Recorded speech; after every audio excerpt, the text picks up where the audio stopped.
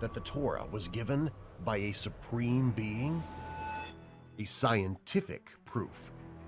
A proof that can be objectively examined using mathematics?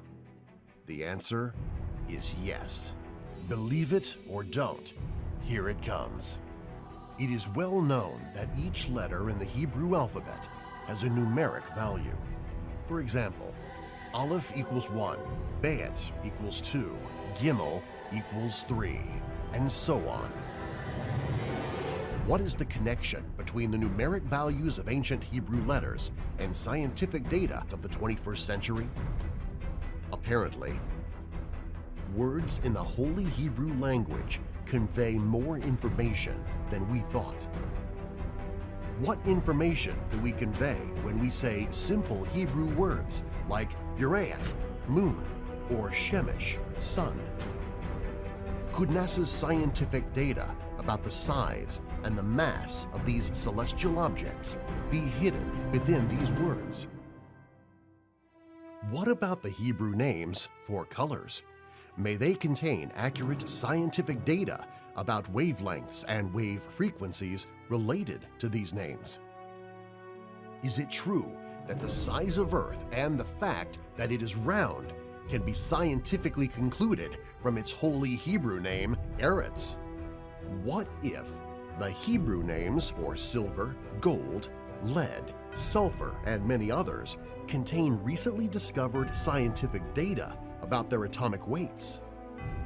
Is it conceivable that values of orbital angular momentum, mass, and size of all planets in our solar system are hidden within their Hebrew names? Do Hebrew words like or, light, and kol, sound, conceal within their numeric values the speeds of light and sound? Could there possibly be conclusive scientific evidence that the modern cosmological timescale and the timescale of the Genesis creation narrative are compatible after all? Is it even possible to prove such claims using an accurate and conclusive scientific method? Get ready for an adventure. In this movie, the truth is being revealed, and it is incredible.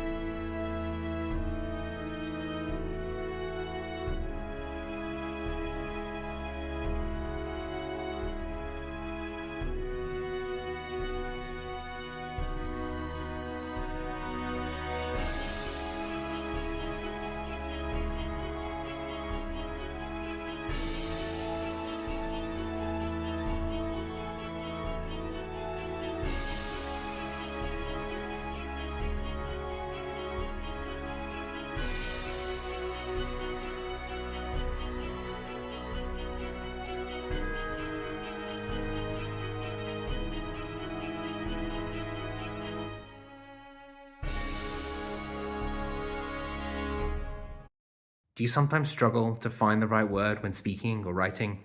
This is my grandma's old diary. She left it open on the table a few months ago, and while I knew I shouldn't have read it, I did. And I felt terrible because I'd never realized how terrified she was of the future.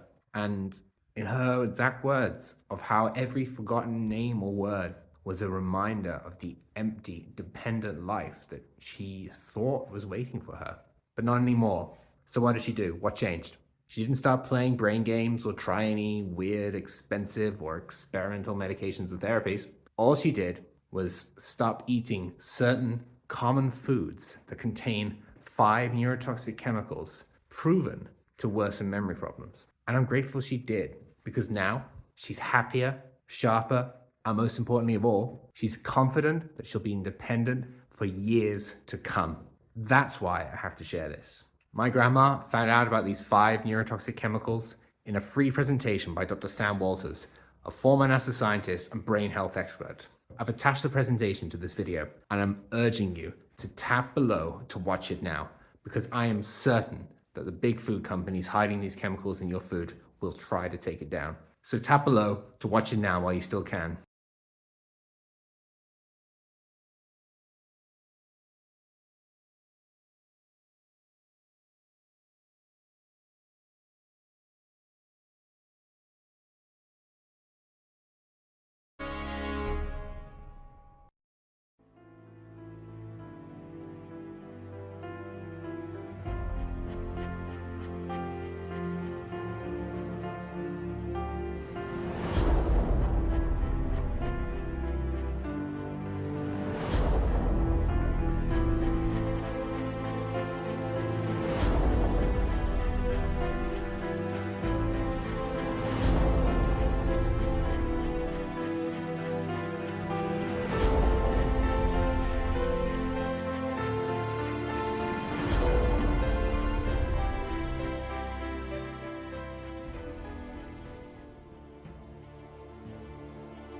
In the beginning, God created the heavens and the earth. Genesis 1:1. Earth, the Hebrew name of our planet, contains secrets. The secrets are being revealed. The word eretz stores accurate scientific data equivalent to today's knowledge of Earth's diameter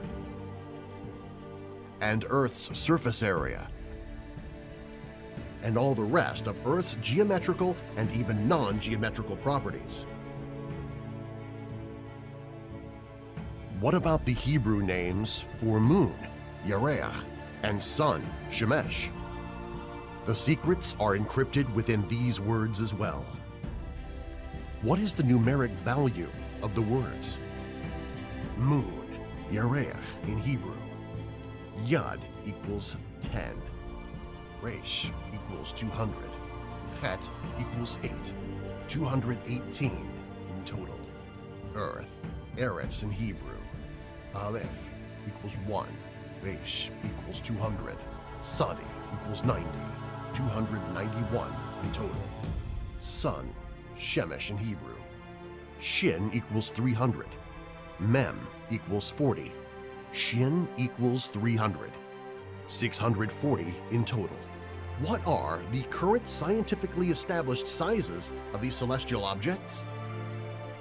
The moon's diameter equals 3,475 kilometers with a natural log of 8.1533.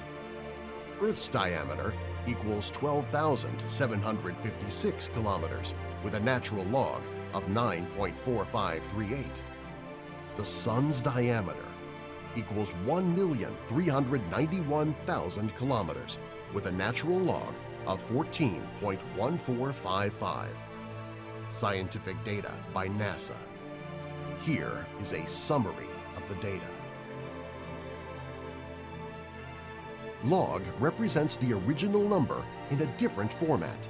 Natural log uses e as a basis with a constant value of 2.71828. In fact, the number e is the default for log calculations. For example, if you open up your calculator and put the diameter value of the moon, i.e. 3,474.8 kilometers, and click on the In button on your calculator, the log e diameter value will be presented to you. For more information about log e, go to Wikipedia. It is suffice to say that due to some unique advantages that modeling in terms of log e affords, such mathematical modeling is commonly used by scientists and engineers in all branches of science and technology.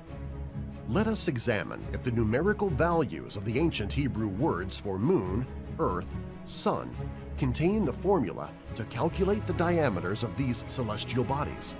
How? Using statistical analysis. First, we will mark the log diameter values, one set of data, on the vertical axis y, and the corresponding Hebrew numerical values, h and v, on the horizontal axis, x.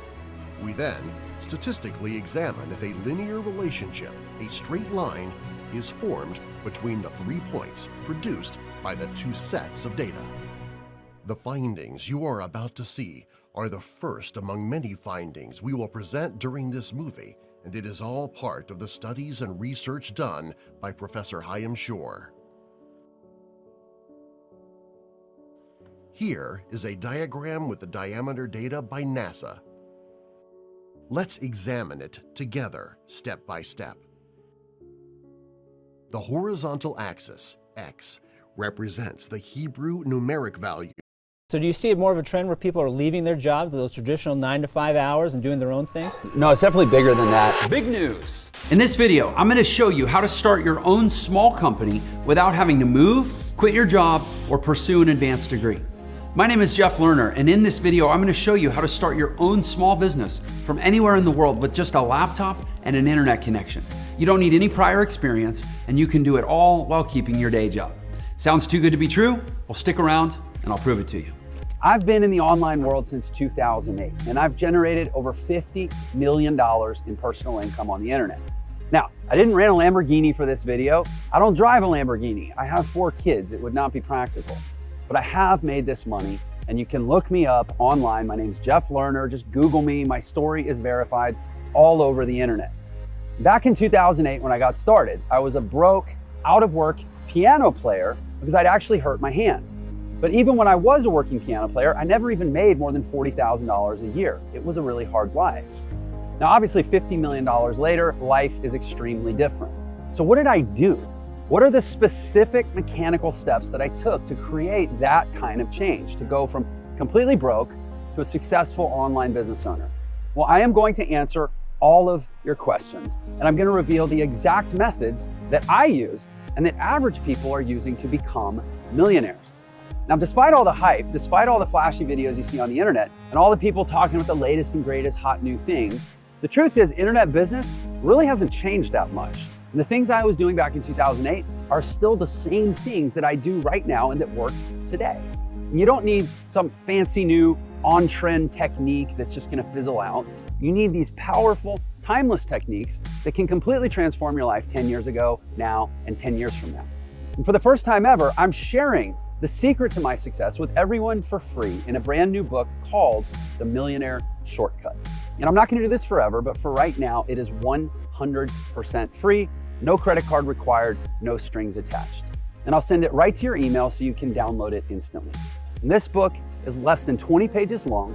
It's a super quick read, and I promise it's gonna be the most powerful book that you've ever read on the subject of how ordinary people are becoming millionaires in the new economy.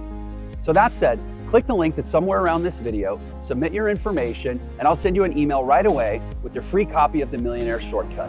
It's a great life, and I can't wait to see you there.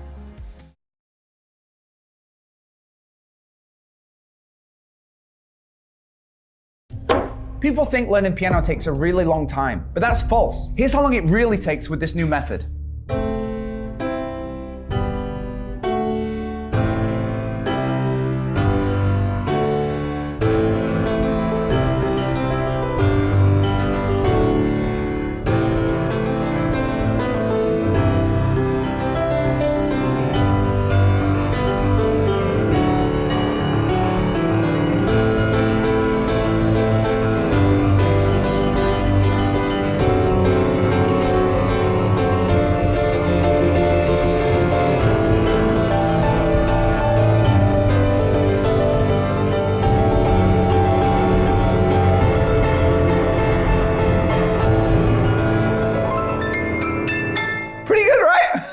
Of course, if you take traditional music lessons, use piano apps or YouTube tutorials, it could take you 10 to 15 years to get to level 10. But I developed a method that makes it much easier, faster, and more fun to go from level 1 to mastering the piano quicker than any other methods out there. My name is Stephen Ridley. I taught this method to more than 80,000 people in my different classes and workshops, and their results are incredible. Everything that I thought before how you should learn piano seems to be wrong. I didn't expect it can be that fast. And it's so easy. My fingers just remember how to do stuff. I don't even know how that's happening. So if you want to discover this new method of learning piano, I've developed a free online masterclass. To participate is super easy. Click the button below, enter your first name and email address on the next page, and then you'll receive an email with the access link to the free masterclass. Learning piano doesn't have to take a long time. It doesn't have to be painful. It can be really fast and really fun when you know how to go from one level to the next. So, to get to level 10 as fast as humanly possible, click the button below and join me for this free online piano masterclass. And be fast, because this might be the last time that you ever see this ad. Register now, and I'll see you in there.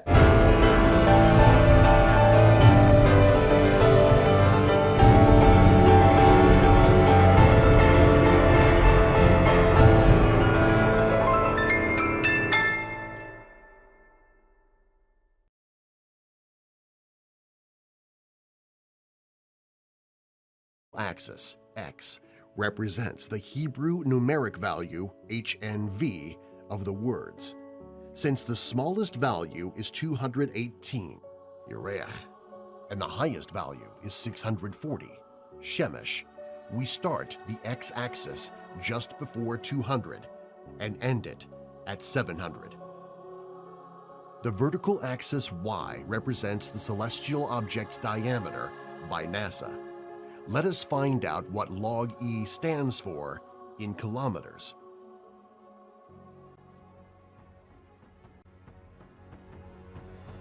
Now, let us pinpoint the data on both axes so that we may realize whether the resulting points form a straight line. Where is Moon, Yerech in Hebrew, on the x-axis? As we saw earlier, Yerech has a numeric value of 218. And where is the diameter value for the Moon on the y-axis? Let's mark the junction point for the Moon. Now let's match Earth. Eretz has a numeric value 291, as we saw earlier, and Earth's log diameter given by NASA is 9.4538. Now let's match the Sun. Shemesh has a numeric value of 640, as we saw earlier, and the Sun's log diameter given by NASA is 14.1455. We will now add the name represented by each point to the diagram. Now, a big question arises. Do these points, synchronized on both axes, match a linear equation? In other words, do the points align about a straight line? If the points are aligned about a straight line, it means that a match exists between HNV and the scientific data. Let's check. The points are almost completely aligned on a straight line. Soon, we will see Professor Shor's calculations of the linear correlation between HNV and the log diameter data and the probability to obtain this finding coincidentally. Later, we will show more examples. What would have happened if one letter was changed? Say that instead of Shemesh, the Torah had the word Zemesh. The numeric value would have changed from 640 to 347. The word Zemesh would appear here, and as you can see, the connection and match to a straight line would be lost because a single letter was changed. What if another letter was different? Say instead of Eretz, we had the word Erish. The word Erish would appear here. As you can see, a single letter change is critical. 2 letters leads to chaos.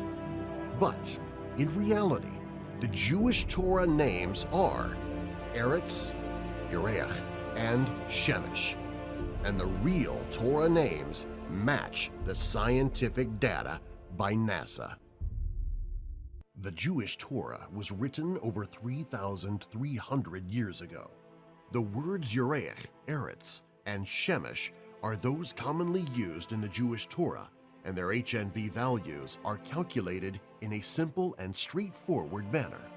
Let us understand what we are looking at and ask important questions. Why is it significant to obtain the 3 points in the plot aligned on a straight line? Namely, obtain a match between the ancient Hebrew numeric values, HNV, also known as gematria, and the scientific data? How large is the correlation match obtained between the Hebrew words numerical values, HNV, and the scientific data? Is it possible to calculate the probability of getting such a match by random? Professor Chaim Shor asked these very same questions and explored them mathematically. Quote a Professor Chaim Shor, "The fact that two sets of data form points that are aligned on a straight line has a significant meaning on its own. The practical meaning of having two seemingly unrelated sets of data form points aligned on a straight line, as the significant statistical analysis shows, is that the two sets of data are measurements of the same physical attribute, though this attribute is expressed in the two axes by two different scales, HNV scale and log diameter scale. Using scientific measurements, there are always random deviations in empirical data. Therefore, scientists perform statistical analysis to determine that the two sources that had produced the two sets of data in fact maintain a linear relationship between them. This statistical analysis is termed linear regression. I usually explain the meaning of the straight line by showing an example of two different temperature scales such as Celsius versus Fahrenheit. Of course, a straight line would form. For example, Celsius versus Fahrenheit. As expected, obviously, a straight line is formed. What does it mean? It means that each point represents a single temperature value, only on different scales. Please note, the horizontal scale, Celsius, represents the vertical scale, Fahrenheit, and vice versa. For example, 100 degrees Fahrenheit equals 37.78 Celsius, and 37.78 degrees Celsius equals 100 degrees Fahrenheit. Conclusion: since Hebrew numerical values HNV and the log diameters of Moon, Earth, Sun form points aligned on a straight line, as the statistical analysis has shown, this means that HNV values represent the log diameters of these celestial objects, only on a different scale, the HNV scale. Quote of Professor Chaim Shor about the correlation between the two scales. The 3 points, Uraech, Eretz, Shemesh, are aligned almost exactly on a straight line with a linear correlation of 0.999. If the relationship was purely mathematical and not based on empirical observations, we would have obtained a correlation of 1. Quote of Professor Chaim Shor about the probability of obtaining this match by random. When the probability of obtaining certain findings by chance is smaller than 5%, significance level of 5%, we conclude that these findings are statistically significant. Scientists have been using this criterion for many years in all branches of the scientific investigation of nature. Using a statistical methodology based on computer simulation, explained in detail in my book, the probability of obtaining by chance only the finding related to Moon, Earth, Sun is 0.2%. End quote. In other words, a probability of 99.8% that this is not a coincidence, scientific and mathematical proof. Here is the histogram with the simulation results. Quote a Professor Chaim Shor.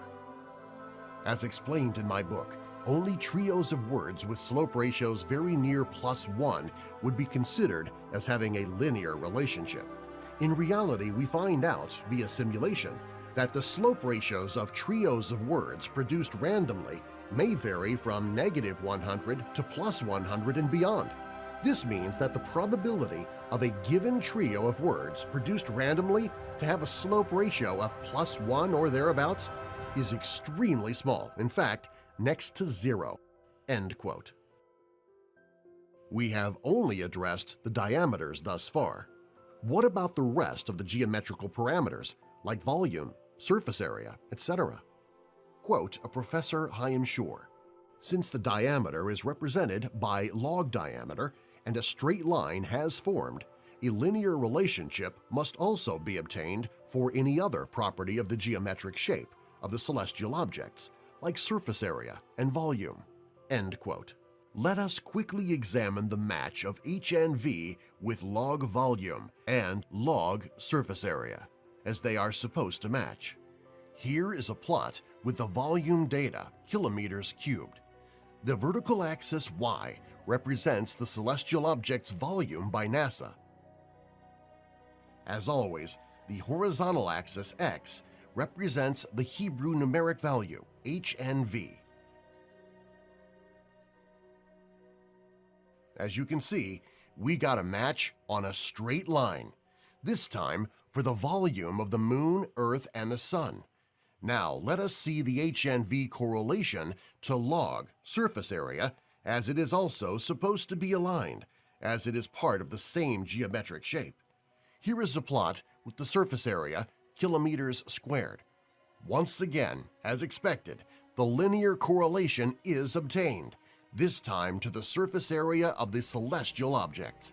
It turns out that numeric values of the ancient Hebrew words match actual sizes of the Moon, Earth, and Sun on any conceivable geometrical property of a spherical shape. This is due to the existence of linear correlation of HNV, not with the original diameter data, but with log diameter data, not a self-evident finding, perhaps bordering a miracle. This means we are looking at a scientific and mathematical proof that the source of the Torah knew not only the shape of these celestial objects, namely spheres, but also their sizes. But wait! Is it possible that Eretz, Earth, Shemesh, Sun, Yerech, Moon, match not only the sizes of these celestial objects, but at the same time also their mass, using same HNV? Before examining mass versus HNV, let us understand something very important. Mass and size of a set of celestial objects do not have to be perfectly correlated. Obviously, the bigger the object, the larger its mass is expected to be, but objects of the same size can have different masses. For example, take two balls of the same size, one made of lead and another of paper. This means that the masses of the Moon, Earth, and the Sun could have been different without changing their sizes. A match between HNV and the masses of these celestial objects would therefore be very remarkable. The Moon's mass is 7.347673 E plus 22 kilograms.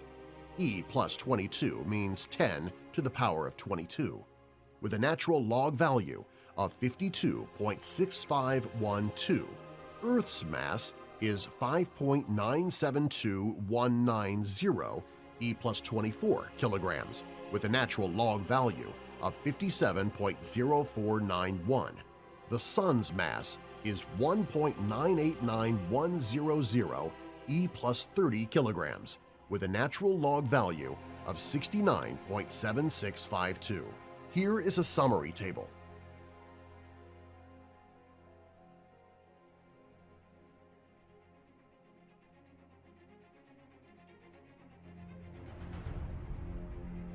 HNV correlation with log mass kg. The Hebrew words are the same, Yareach, Eretz, and Shemesh.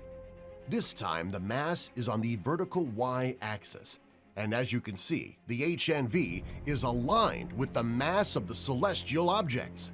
And once again, the linear correlation, or the match, is very high. How high, you ask? 0.985 correlation. That's 98.5%. While producing this very movie, a new finding was discovered. Quote a Professor Chaim Shor. During one of many exchanges of communication with the producers of this movie, while working on the English version, Mr. Oren Evron has informed me that the linear relationship between Hebrew gematria and long diameters of Moon, Earth, Sun extends to the English words, namely Moon, Earth, and Sun. Using 16th century Agrippa key for English alphabet gematria, Oren has found the English gematria for these words to be 170, 194, and 330 respectively, versus the Hebrew gematria of 218, 291, and 640 respectively. However, the English gematria values were found to be highly correlated with the log diameters of Moon, Earth, and Sun. I was both stunned and excited with the news. It immediately dawned on me that this finding implies that the gematrias for the two trios of Hebrew and English words must be highly linearly correlated. Indeed, a statistical analysis produced a linear correlation of 0.999, as may be learned from the following plot. Values of Hebrew words are read on the horizontal axis, those of English on the vertical axis. HNV versus English numeric value for Moon, Earth, Sun. As you can see, a linear match is formed.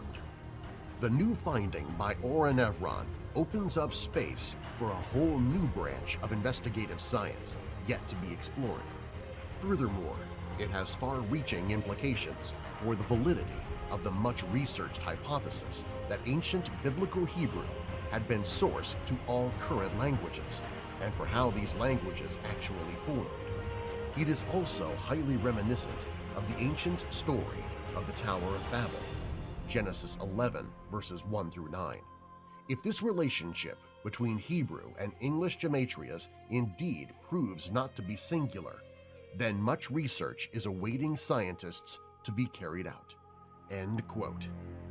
Now, let us ask a big question. Are there further matches between HNV and recently discovered scientific data? The answer is yes. Professor Chaim Shor has examined numerous word groups in the Torah, and the same phenomenon repeats itself over and over again. As we now know, numerical values of Hebrew words for Moon, Earth, Sun convey the exact size and mass of these celestial objects. But the same Hebrew word, Yereach, moon, has another meaning in Hebrew, though pronounced differently. Yerach also means month. For example, 9 Yachei Leda, 9 pregnancy months. The Jewish month is a lunar month, namely based on the time it takes for the moon to encircle Earth. This is also why Hebrew for month is written like the Hebrew for moon, though the two words are pronounced differently. Could it be that Yereach stands for the size and mass of the moon, and at the same time, Yerach, having same letters as Yereach, represents the time cycle of the Jewish moon-based month? If it does, it would be an amazing triple-fold correlation. Let us examine Yerach, month, together with two other Hebrew words for time periods, Yom, day, and Shana, year. This will allow us to examine whether this trio of Hebrew words deliver information about the time cycles associated with them. To carry out the study, Professor Chaim Shor had used a common scientific unit for measuring cyclic phenomena called Hertz, Hz. 1 Hz equals 1 cycle per second. A choice of a different unit would not change the results of the statistical analysis. To demonstrate how time cycles of day, month, year are calculated, suppose that instead of Hertz, we have chosen year as our cycle unit. Then the calculation would look like this. For day, 29.53059 times 12 equals 354.37 cycles per year. For month, 12 cycles per year. For 1 year, 1 cycle per year. What is the numeric value of the words? Day, Yom, Yud equals 10. Vav equals 6. Mem equals 40, 56 in total. Month, Yerach, has the same letters and numeric value as Yereach. Yud equals 10. Resh equals 200. Het equals 8. 218 in total. Year, Shana, Shin, equals 300. Nu equals 50. He equals 5. 355 in total. Let us review the scientific frequency in hertz, cycles per second, for day, month, and year. Day's frequency equals 1.1574 E minus 0.5, with natural log value of minus 11.3667. Month frequency equals 3.9194 E minus 0.7, with natural log value of minus 14.7521. Year frequency equals 3.2661 E minus 0.8, with natural log value of minus 17.2371.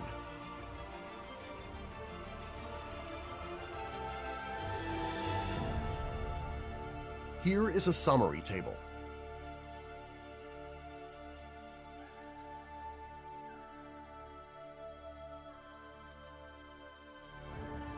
Let us now examine whether there is a correlation between the log frequency of day, month, year, and HNV.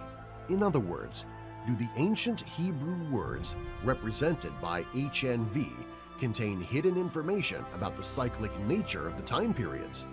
Here is a plot of log frequency versus HNV for day, month, year. Once again, a linear alignment is formed. Where are the words from the Holy Torah? Day, Yom in Hebrew. Month, Yerach in Hebrew. Year, Shana in Hebrew.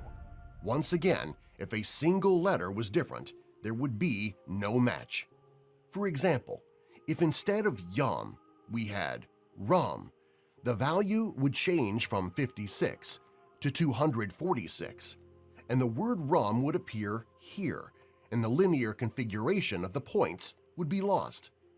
Note, we changed only a single letter, but words could be made of 4, 5, even 6 or 7 letters.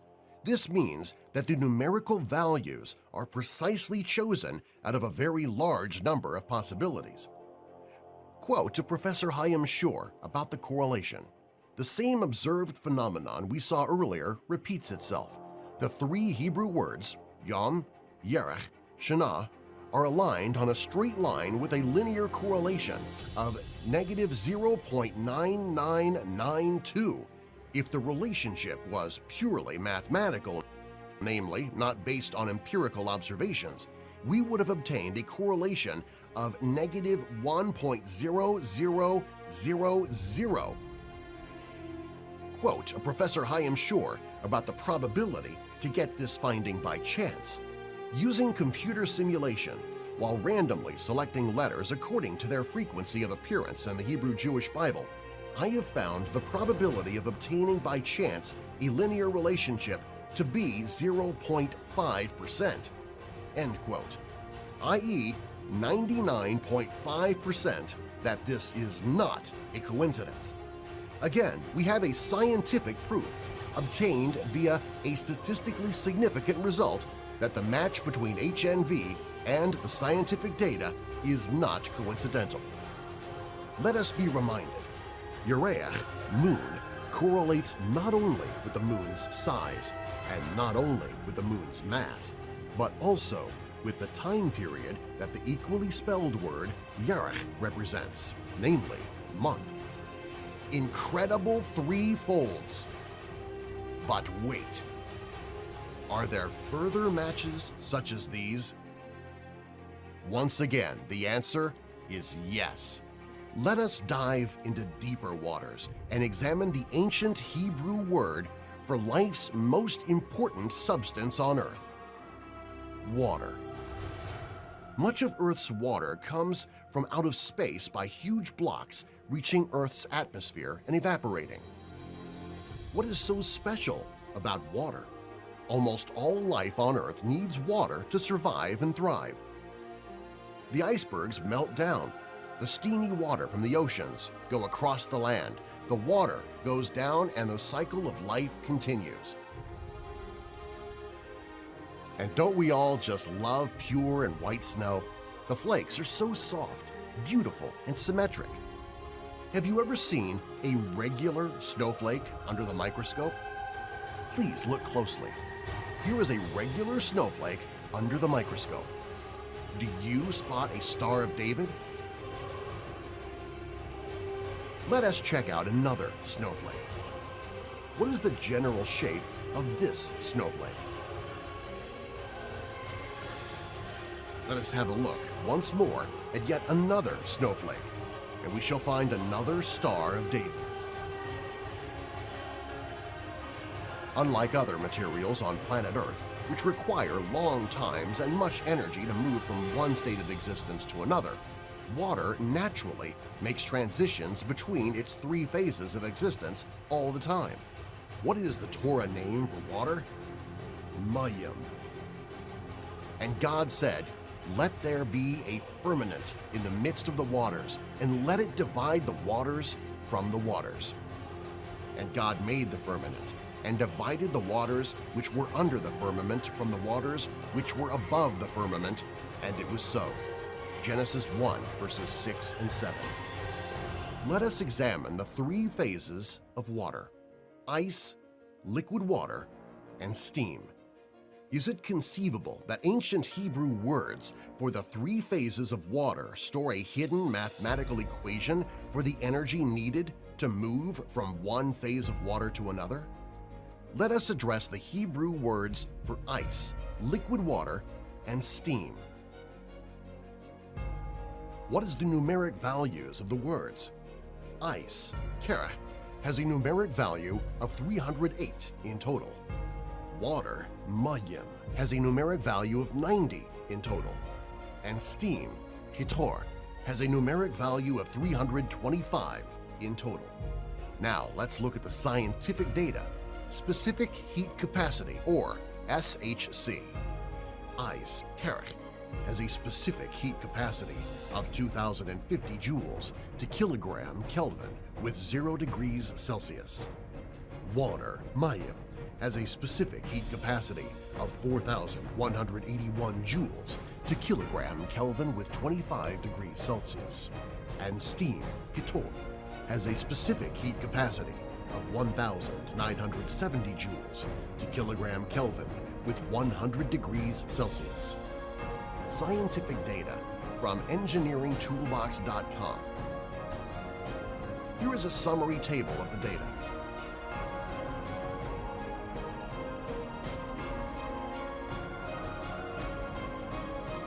Here is a plot with the specific heat capacity data. This time, the vertical axis represents specific heat capacity. As you can see, a straight line is formed once again. Where is the cross point for the Hebrew names on this straight line? Water, Mayim, ice, Kerech, steam, Kitor.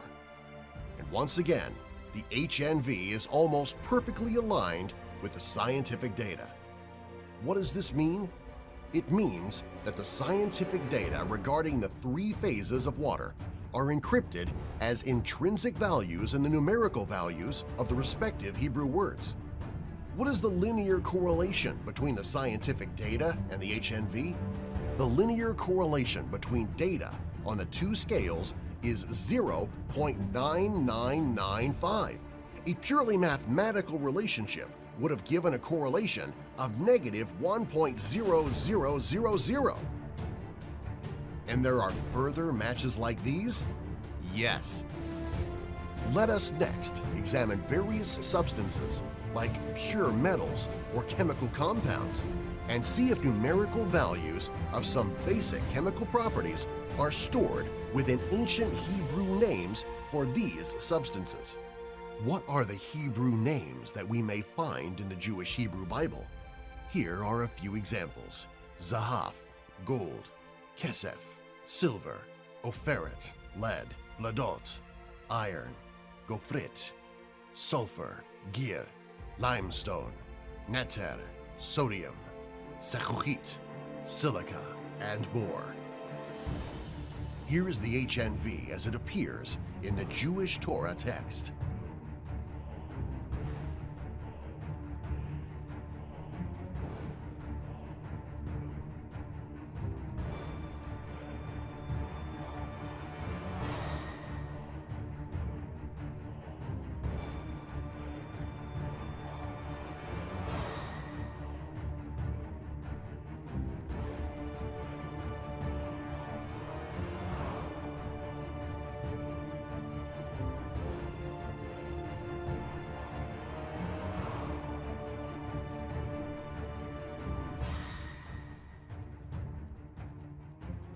Here is a summary table for metals and nonmetals, HNV, and atomic weights.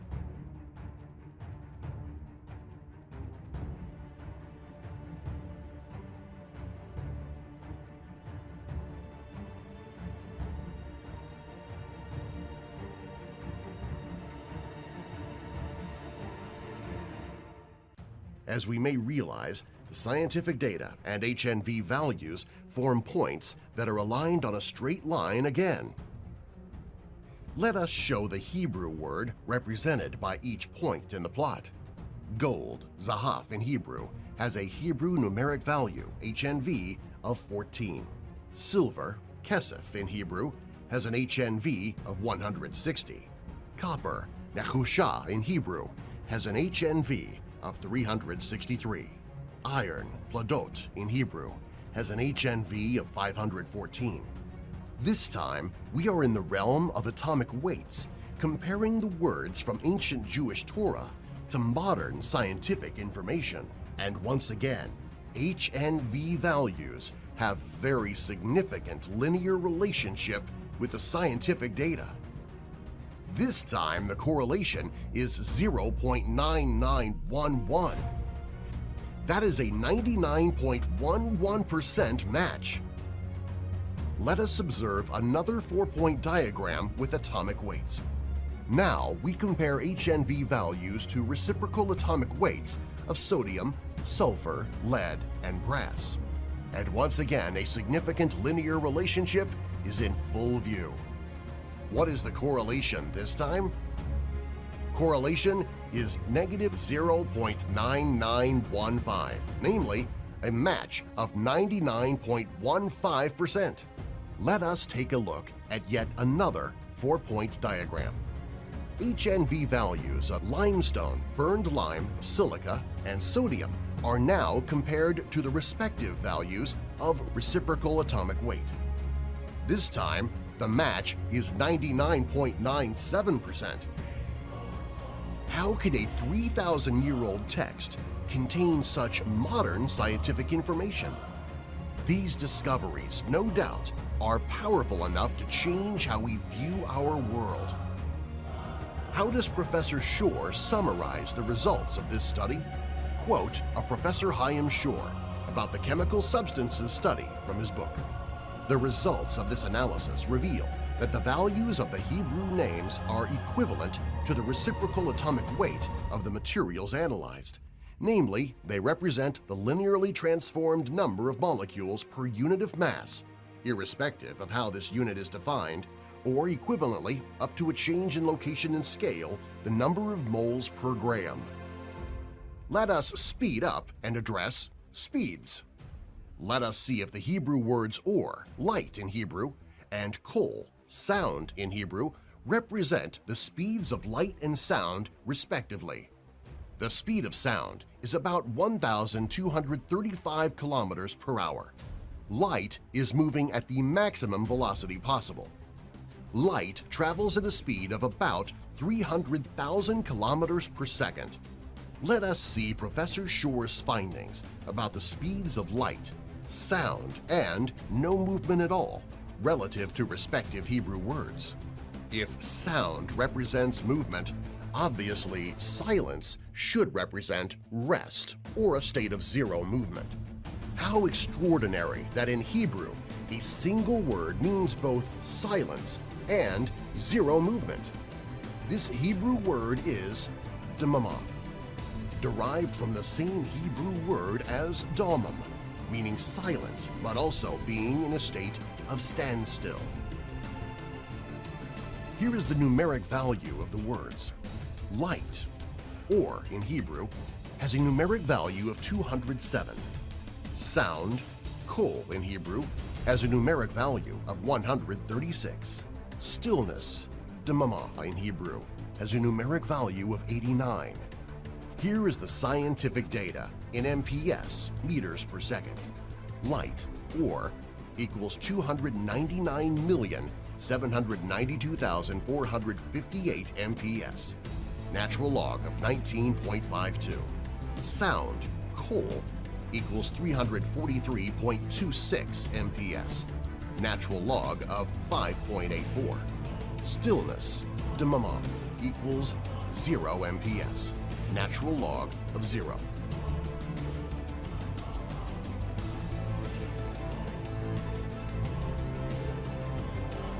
A plot with 3 points representing speed of light, speed of sound, and 0 speed.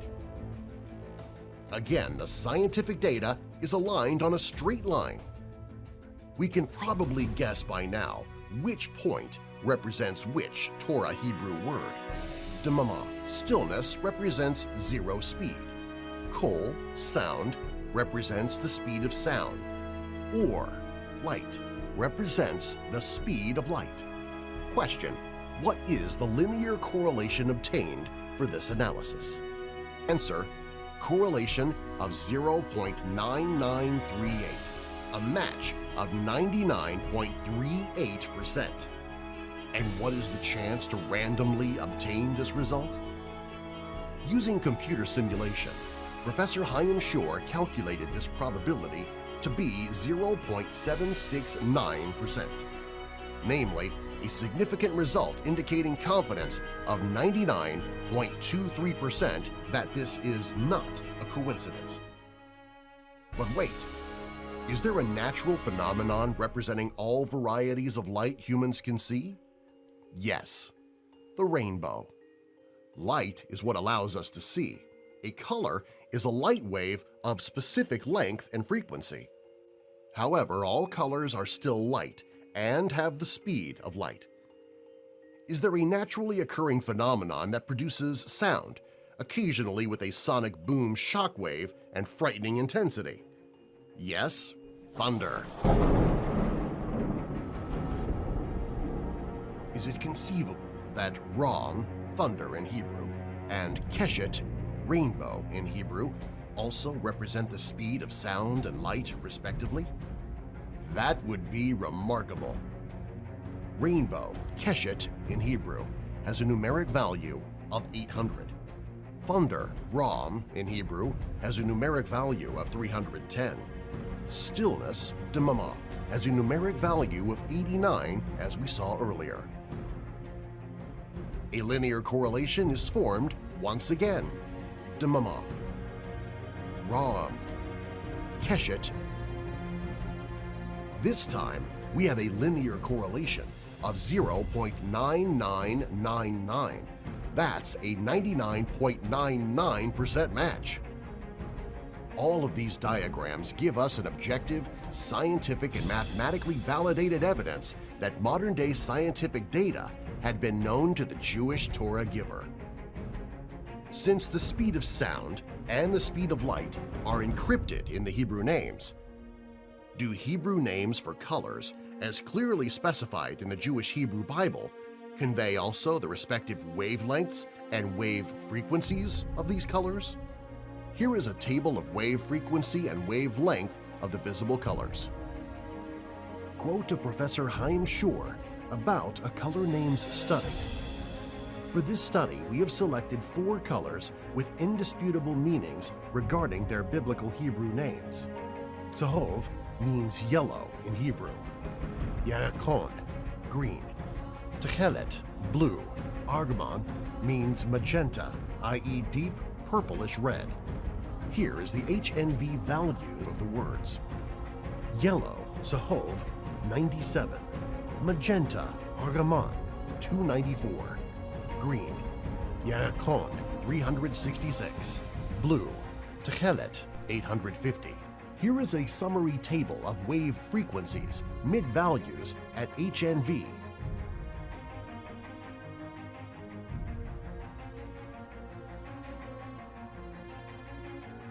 Here is a plot with the HNV of the colors. This time, we compare HNV values to respective light wave frequencies. What is the linear correlation obtained for this part of the study?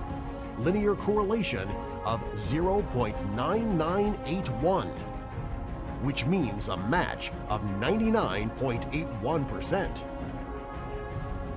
Please note that Professor Shor had conducted other analyses regarding ancient Hebrew names for colors, all resulting in appreciable linear correlation between HNV values of Hebrew color names and their wave frequencies or wavelengths.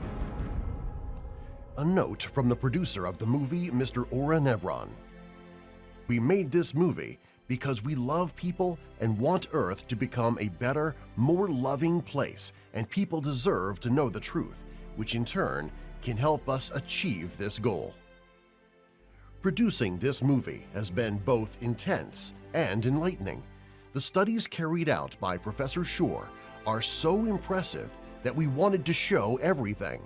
However, squeezing the roughly 300 pages of his book into a single movie is not an easy task, more so as we are well aware of the huge importance of the results obtained in these studies. We are proud to be in the position of producing this historical movie, and as you proceed viewing it, you are in for yet another surprise.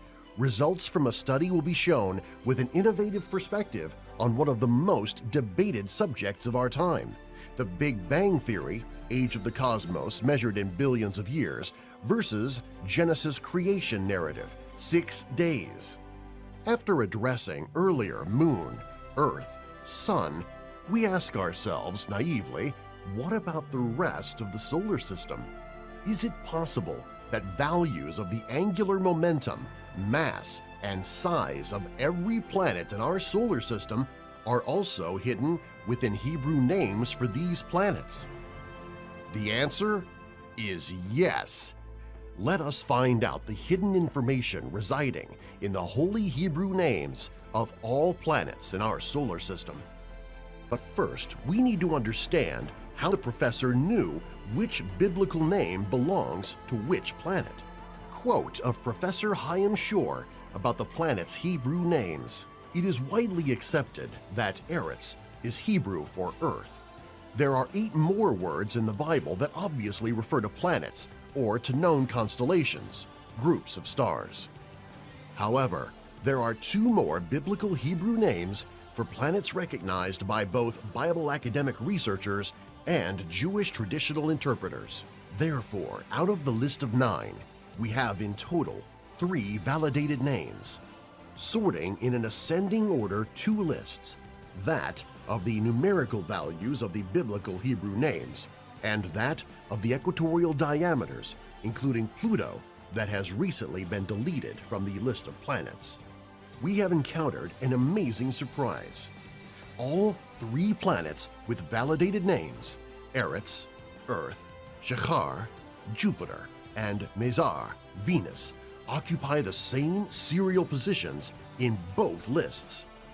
The chance of this match to happen by random is extremely small, 0.2%. This means that the professor has, to a large extent, validated using statistical calculation of probabilities that the entire list of Hebrew names for celestial objects is a list of names for the planets. We are used to the English names for the planets. What are the names according to Jewish Torah? Mercury, Chema, Venus, Mazar, Earth, Eretz, Mars, Ksil, Jupiter, Shahar, Saturn, Teman, Uranus, Aish, Neptune, Ash, Pluto, Kochav. Let us examine the planets' mass values versus their respective HNV values. Is it even feasible that we find all points formed by the 2 sets of values, mass and HNV, aligned on a straight line? Let us see a summary table for HNV and the scientific data by NASA. Here is a summary table for our solar system.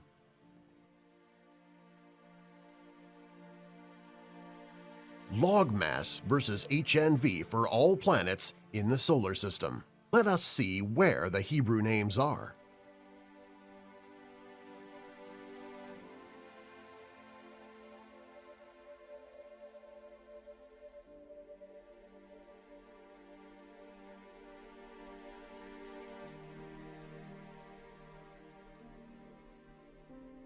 The statistical analysis shows that all points in the plot are aligned onto the same line.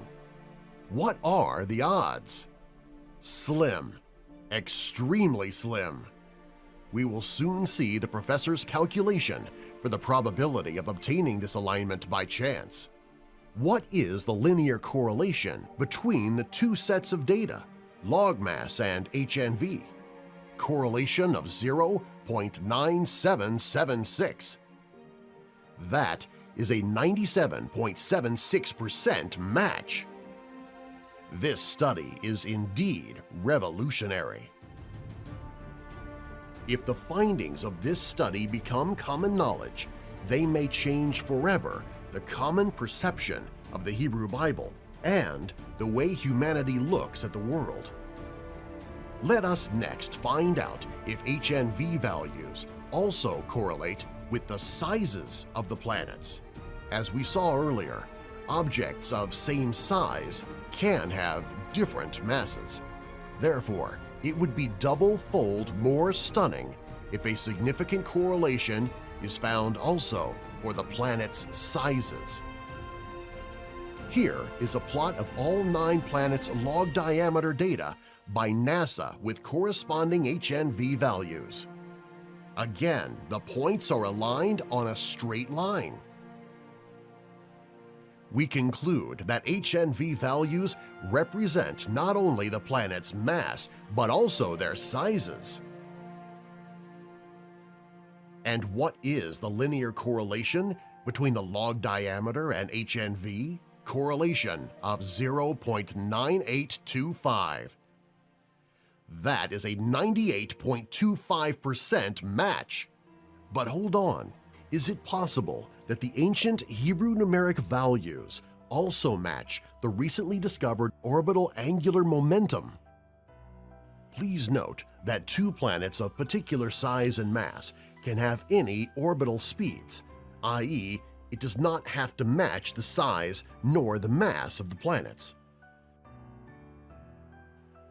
Again, a straight line is formed. Just sit back and take a look at this miracle. And what is the correlation between HNV values and the natural log of the planet's orbital angular momentum? 0.9812. That is a 98.12% match. A 3-fold match is found between Hebrew words of the Jewish Torah and data collected in the space age.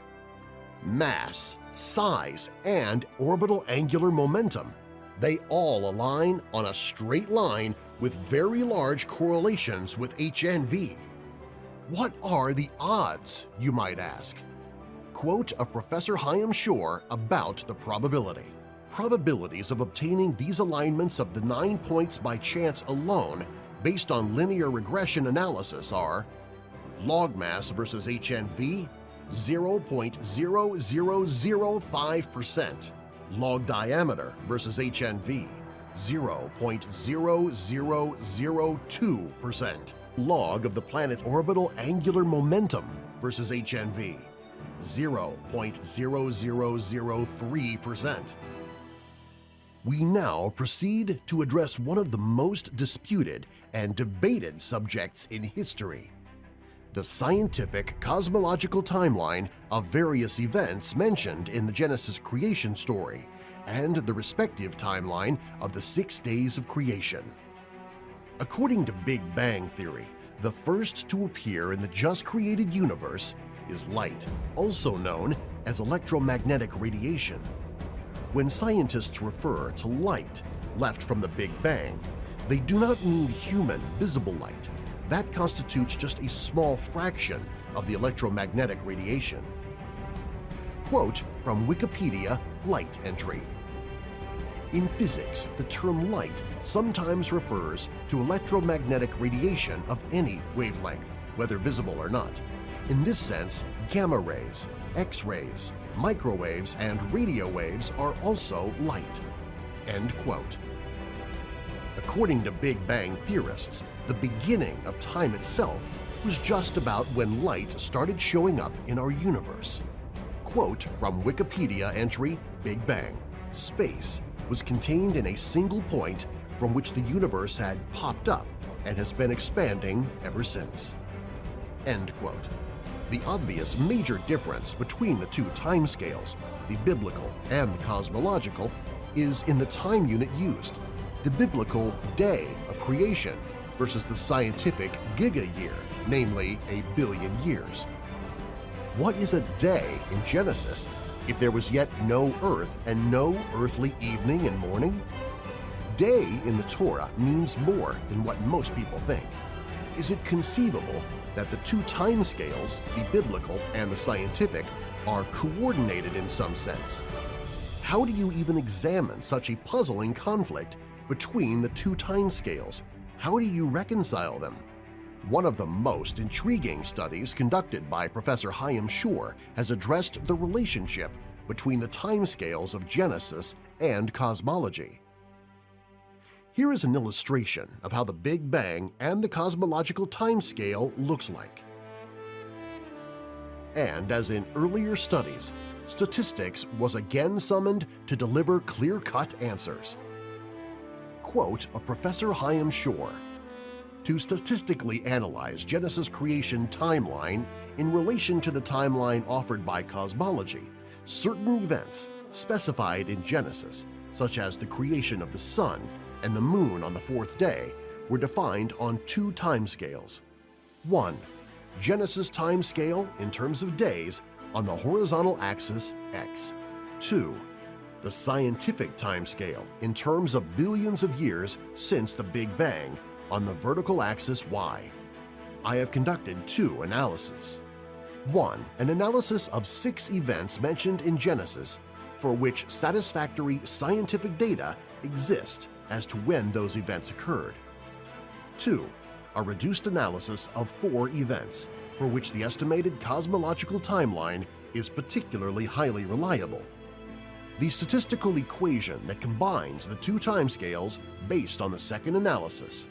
This equation appears in Figure 22.2 of my book is TS equals negative 2.940 plus 3.0007 TB, where TS is cosmological time in billions of years since the Big Bang and TB is Genesis time in days.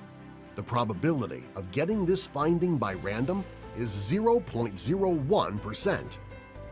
In accordance with ancient Jewish tradition, which places an occurrence time of an event with specified time period at the end of that period, the analysis here assumes that all specified events have occurred at the end of the specified day. An exception to this rule is creation of Adam, chapter 2 of Genesis, which is traditionally assigned by oral Torah to have occurred at the end of the 14th hour of the 16th day. See details in section 22.5.1 of my book. The present equation is extraordinary on 2 counts. From this equation, we deduce that day in Genesis is equivalent to 3.0007 billion years. Note that this value had been obtained automatically from the computer, namely directly from the statistical analysis of data. On a personal note, in all my years of engaging in statistical analysis of empirical data, both within academia and outside, I do not recall ever obtaining a statistical estimate so accurate as to have 3 zeros after the decimal point. 2. According to the derived equation, the start time of creation, TB equals 0, is 2.940 billion years prior to the Big Bang. This value may well be connected to recent discoveries in the universe of dark matter and dark energy, and it is also consistent with the depiction in the second verse in Genesis. The earth was without form and void, and darkness was on the face of the deep. Genesis 1:2. This verse implies that after the beginning of creation and before light was created, and God said, "Let there be light," Genesis 1:3, there was a period of darkness in our universe. Based on the statistical model, I am offering in my book, section 22.4.3, a scientific prediction that in the near future, cosmologists may reach the conclusion that dark matter and dark energy comprising most of existent matter and energy in the universe have preceded the Big Bang, let there be light, by almost 3 billion years. Time will tell. Here is a summary of the data. The creation of light, according to scientific data, accrued 13.7 billion years ago, or 0.0003 billion years after the Big Bang started. The creation of the Sun accrued 4.57 billion years ago, 9.13 billion years after the Big Bang. The creation of the Moon accrued 4.53 billion years ago, 9.17 billion years after the Big Bang. The creation of man, according to science, accrued 0.0002 billion years ago, 13.6998 billion years after the Big Bang. One of the findings of Professor Chaim Shor comparing the modern cosmological timescale with Genesis timescale. Let us inspect this plot together in order to understand what we are observing.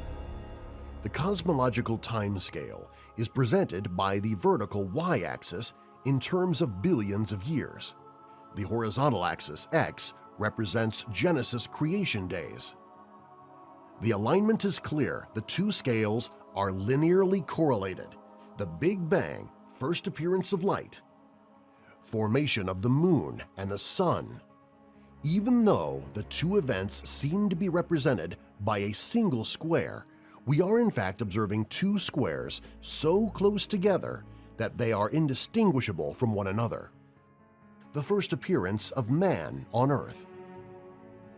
Let us show cosmological times for each event.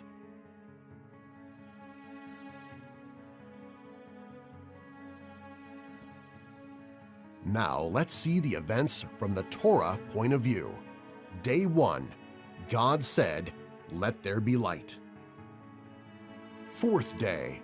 And God made two great lights, the greater light to rule the day, and the lesser light to rule the night. As you notice, not only is the creation of the moon and the sun on the fourth day, they are also mentioned in the right order of their creation, first the sun and then the moon. Sixth day, God created man in his own image. In the image of God created he him. Male and female created he them. We have 4 points aligned on a straight line. Therefore, the vertical y-axis, the scientific cosmological timescale, is linearly correlated with the horizontal x-axis, the timescale of the book of Genesis. How large is the correlation between these two timescales? 0.9998. That's a match of 99.98%. And what is the probability of getting this match coincidentally? 0.01%. The numbers speak for themselves, don't they? Finding such a match between the two timescales in the most famous book in the world, written over 3,000 years ago, is by all means a true miracle. Again and again, we find out that recently discovered scientific findings match that which is written in the Torah. Quote of Professor Chaim Shor: "How could such different timescales, derived from two so different modes of observation upon the world, be yet so compatible with one another?" End quote. In conclusion, let us present in a concentrated fashion some of the results obtained by Professor Chaim Shor via computerized simulation. The professor ran a computer simulation where sets of words had been generated with same number of letters as the original Hebrew words. Letters were sampled randomly by the computer according to their frequency of appearance in the Hebrew Jewish Bible.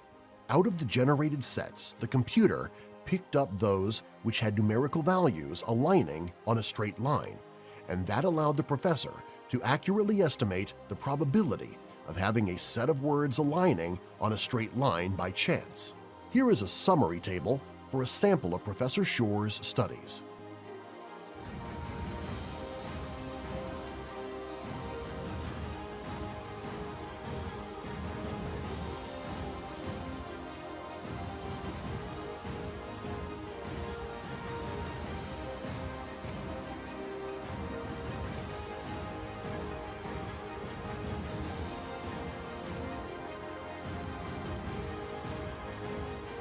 So, the Big Bang matches the Torah, Yereach, Moon, Eretz, Earth, and Shemesh, Sun, match NASA scientific data, both for size and mass.